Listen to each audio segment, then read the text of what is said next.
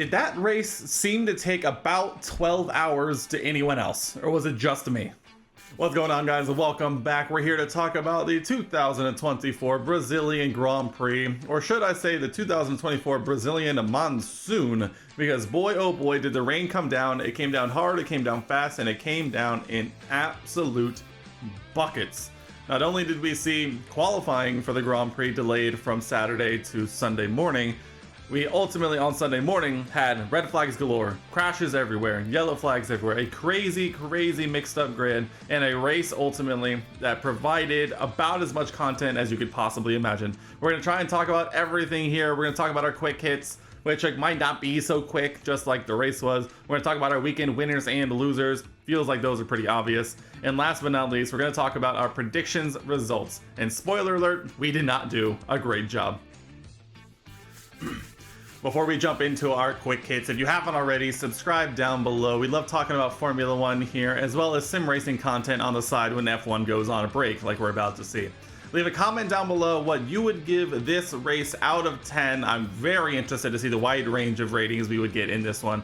And as always, if you enjoy the video at any moment, give it a like rating. It really helps me out and helps us grow this small little community that we are starting to do over here on YouTube. Well, let's go ahead. Let's jump into our quick hits. And I think we cannot start anywhere else in kind of what we've been teasing about already, but what an absolutely wild weekend. We start out in a sprint session. Basically, we saw we'll go back all the way to the beginning.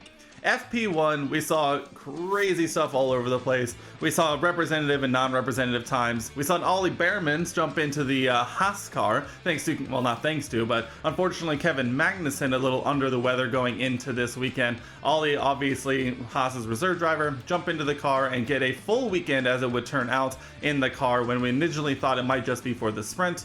But he ultimately jumps in for the full weekend, getting another experience of a weekend under his belt as he is lined up to take over that seat next year in the Haas car alongside Esteban Ocon. We'll get to him later. So Ollie jumps in, sets into P3 in FP1, looking absolutely fantastic. We saw Tsunoda looking very strong all weekend, Lawson looking strong all weekend, and ultimately just no one really knew what was going to happen. In a sprint race that ultimately ended up being a little less exciting, we saw obviously the team order situation with McLaren. Ultimately, Lando ended up taking the win in that one after Oscar let him through before the safety car came out. Ultimately coming home to win. Max, I think, ended up coming home in P4, I believe, in that one. So ultimately, he's passed his first step as they continue to challenge. And then ultimately, at that point, I think everyone knew what was going to happen because only about an hour before qualifying was set to start, the skies opened. An ocean of water in some instances blanketed Interlagos with water, ultimately causing F1 and the FIA having to postpone the qualifying session to Sunday morning, in which we saw probably one of the wildest and most dangerous qualifying sessions that I remember seeing, with multiple people crashing out, ultimately leading to a few not even making it to the grid, and ultimately a very mixed up top 10 and providing a very interesting opportunity in the race itself. Max obviously getting knocked out in Q2 and with his 5-place grid penalty ended up starting this race in P17. Lando ended up coming away with pole position and it was wild from there. Like I said, with all the rain, a lot of craziness that we saw a lot of cars crash out. We saw Alex Albon crashing in qualifying and ultimately not even making it to the Grand Prix itself. Williams unable to make the repairs necessary to get him to the grid. Obviously, with qualifying being postponed to the morning, there just wasn't enough time. Some people were more fortunate. The Aston Martin mechanics for sure get a huge props from me, getting Lance Stroll and Fernando Alonso to the grid. Carlos Sainz also finally making it to the grid in this one. It was all over the place from start to finish, and the weather and the conditions just were very much non-conducive to clean Formula One driving. When you get to the race itself, we saw a lot of yellow flags for people going off. We saw a few safety cars in this one, a red flag that ultimately ended up helping out Max Verstappen and the Alpine guys. We'll get onto them later. And it was all over the place from start to finish. It's almost even hard to put into words just the amount of insanity that we saw this weekend, that it kind of almost feels like when you look at like the middle part of this season, right, when there was no safety cars, barely any yellow flags, barely any retirements, it kind of felt like it was just stacking itself up in the background, and then the universe just dumped everything into Interlagos all at once, and we got all of that all in one weekend, and not even in a weekend, but like in a day. And ultimately it came home to finish a crazy race, wild swings one way or another, and boy oh boy, I can't wait to keep talking about it. But we're gonna move past the weather, and we're gonna move past the crazy yellow flags, red flags, safety cars. I do want to give a very explicit shout out to all the mechanics across multiple teams. I know I already touched on it a little bit, but all of them had a very long morning, and ultimately I think they're going to have a very long evening as well, trying to get this cars cleaned up, because we also had 5, I believe, DNFs in the race itself, most of which were from crashes, and then one exception with Nico Hulkenberg getting disqualified for getting assistance when he beached himself on the exit of turn 1. So definitely a very tough time to be a mechanic for most teams, most notably potentially Williams, who had to repair Alex's car, and then Colapinto in the race behind the safety car lost the car and absolutely destroyed that chassis, probably that engine, probably that side pod, and probably a lot of other components under the skin. So I feel for all of those mechanics as they continue on. Thankfully they're going to have a couple of weeks, but I do not envy the behind the scenes people at these teams trying to figure out what was going on with all that and what's going to happen going forward. But okay, let's get the actual results here. Max Verstappen wins the Brazilian Grand Prix, started from P17, ultimately ended up coming home and winning, obviously helped out by the red flag from Franco Colapinto's crash after the first safety car. We saw multiple drivers kind of come in and pit after that safety car that ultimately ended up putting them back into traffic. I think obviously this in hindsight has shown us that this was not necessarily the right call. Franco ultimately ends up crashing out in this one, and the red flag comes out, and from there it was kind of not necessarily Holds position, but it was definitely an interesting time. We saw Esteban Ocon leading the Grand Prix with Max Verstappen right behind him, and Pierre Gasly also up in the top 3. So Alpine making the right decision there to not pit under the safety car, ultimately gives benefit of the doubt with the red flag, and ultimately they end up staying on the podium. Again, we'll get to them in a minute. And it was just wild from there down. We saw a lot of drivers really struggling in the conditions. Carlos Sainz crashed out. We saw Lewis really struggling in this one. Piastri was even sliding around a lot. Lawson was sliding around. Perez was sliding around. Alonso was sliding around. Every single driver out there had a moment over the course of this race that really just kept you on your toes and the edge of your seat the entire time. But Max ultimately ends up coming home to win this one. Lando ended up coming home and believe in P6, and so a massive result in terms of the championship fight. I don't know how much of a fight there really was, but now the gap I believe is at 62 points, and Max could clinch the championship in Las Vegas next time out. So not the weekend those of us who wanted to see a tight title battle come down to the wire, but at the same time it was a masterclass drive from Max, absolutely perfect from start to finish, and ultimately comes home for his first win in, what was it, 10 or 11 races. So definitely well deserved. He earned it every single instance, and there's absolutely nothing you can say against it. So congratulations, Max. We kind of mentioned Lando started on pole position in this one, coming home to finish in P6. Did have a few unlucky moments. Like I mentioned, he ended up pitting into the first safety car that ultimately resulted in the red flag that would have obviously given him a much better chance in this one, boxing and then coming out into a red flag, allowing everyone who didn't do that to get a free set of, a free tire change. Ultimately did come home to bite him a little bit in this. He also ran into an issue in one of the safety car restarts, where he ultimately got a little spooked going into turn 1, had to go straight, and lost a lot of time and a lot of positions on his way around. So ultimately, it was just, the conditions out there were very tough. It's hard to blame anyone too much one way or another. I think strategy probably played a big part of it into almost most of the issues that went on in this one, but some teams got it right, some teams got it wrong, and hey, sometimes that's just what it's all about. All right, let's touch on it. Alpine double podium. And I'm actually, okay, I'll put a pin in that. I know I keep saying I'm going to put a pin in it.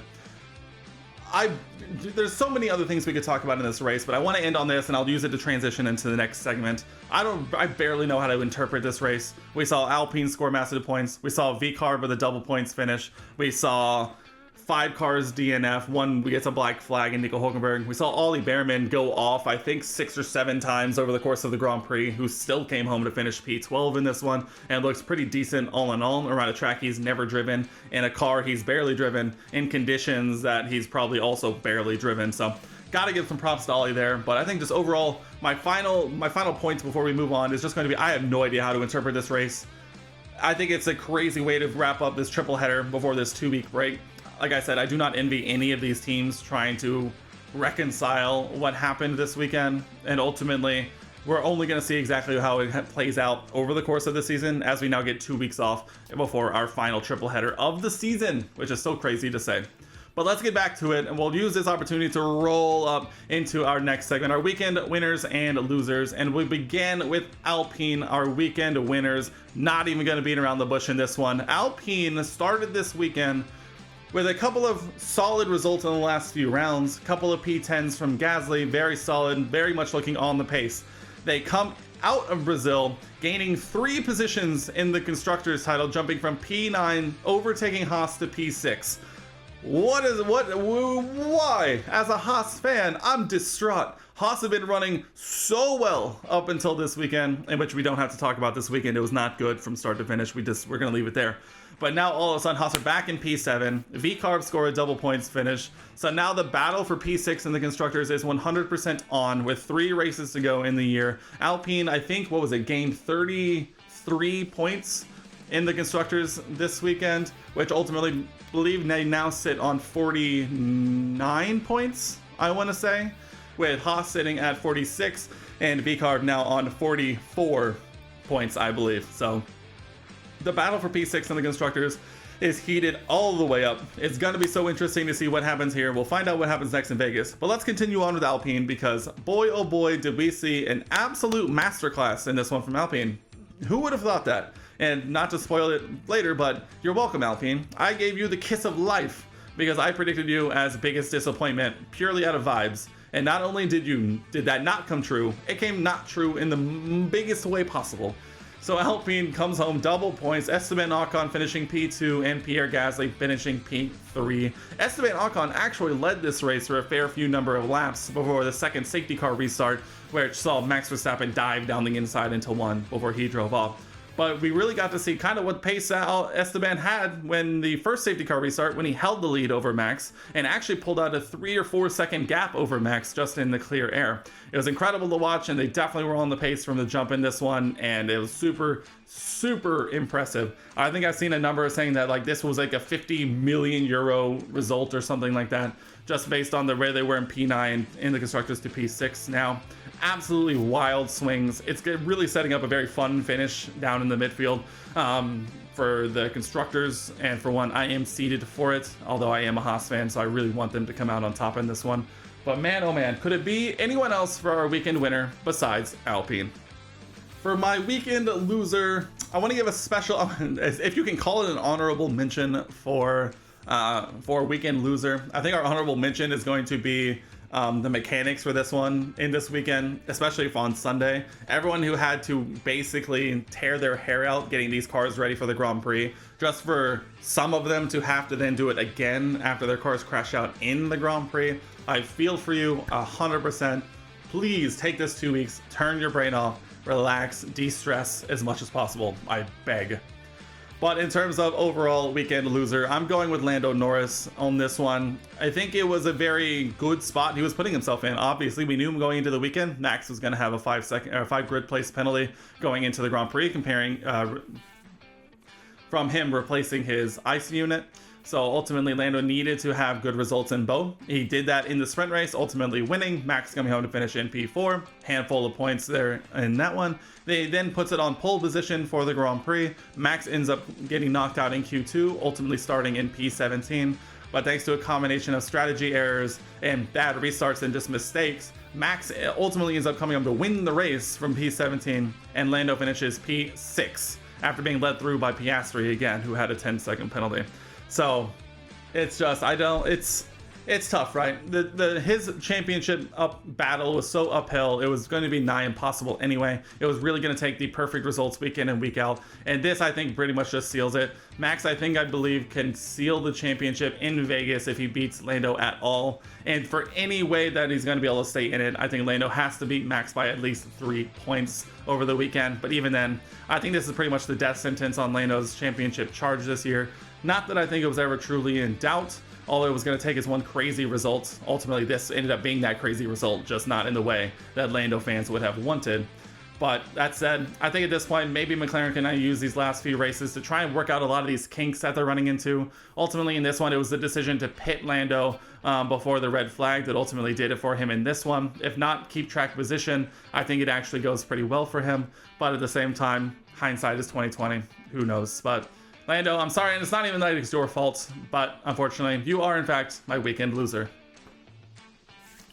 All right, let's wrap this up with going over our predictions results. We'll begin with my pick for biggest positive surprise. I went for Charles Leclerc. I think Charles was gonna have another good weekend, obviously coming off of the US Grand Prix and Mexico, in which we saw Charles perform very, very well in both of those weekends, and then as compared also to Brazil in 2023, where he had his hydraulic failure over in the formation lap, ultimately DNFing or not even starting the Brazilian Grand Prix last year. I didn't end up giving myself the point in this one. I think Charles ended up coming home in P5, which is a very solid result in comparison, but it was just a very ho-hum performance from Charles. The Ferrari kind of was all over the place, even when they were in dry running. So I don't think I could give myself the point in this one. So I'm being very harsh on myself. Let me know down in the comment section below if I should get this point. We'll see what you guys think. Moving on to my pick for biggest disappointment. I mentioned this earlier. I went for Alpine. For some reason, Gasly had been running too good that I felt like it was kind of a come back to the mean style of result this weekend. Ultimately, that ends up being a negative true in the biggest possible sense possible, because a double points, no, not even a double points, which I guess technically it is, a double podium for Alpine is in no multiverse considered and the biggest disappointment. So congrats Alpine for that one. You're welcome. Taking a look at my Grand Prix qualifying predictions, I had a Charles Leclerc pole, a Lando Norris P2, and a Max Verstappen P3. Ultimately, only one of those drivers finished in the top 3, so half a point total, because I predicted Lando P2, and he ultimately ended up putting it on pole position. So, tough scenes to start this one.